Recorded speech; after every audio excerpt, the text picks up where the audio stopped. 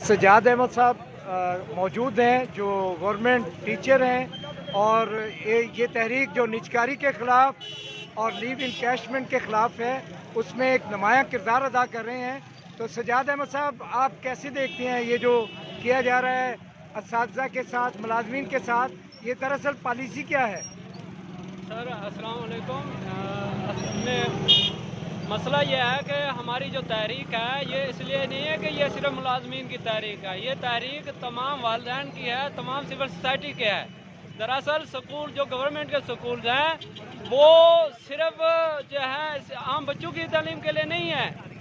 سرکاری سکول جو ہوتے ہیں وہ ماں کا درجہ رکھتے ہیں، وہ ماں ہوتے ہیں، وہ یہ نہیں دیکھتے کہ بچہ جو آ رہا ہے سکول کے اندر اس کے پاؤں کے نیچے جوتی ہے کہ نہیں ہے، اس نے کپڑے صاف پہنے ہوئے کہ نہیں ہے، اس کی حالت کیسی ہے، وہ امیر ہے غریب ہے۔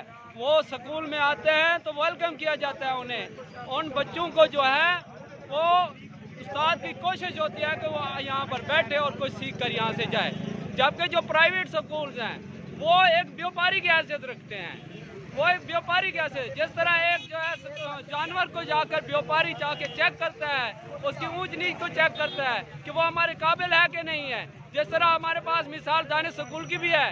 اس وقت وہاں پر جو بچے داخل کیے جاتے ہیں چن چن کر انہیں ان کا امتحان لیا جاتا ہے، 100 قسم کے امتحانات لے کر پھر انہیں داخل کیا جاتا ہے، جبکہ سرکاری سکول جو ہے ہر بچے کو ویلکم کرتا ہے۔ تو ہماری یہ جو تحریک ہے نجکاری کے خلاف اسی لیے ہے۔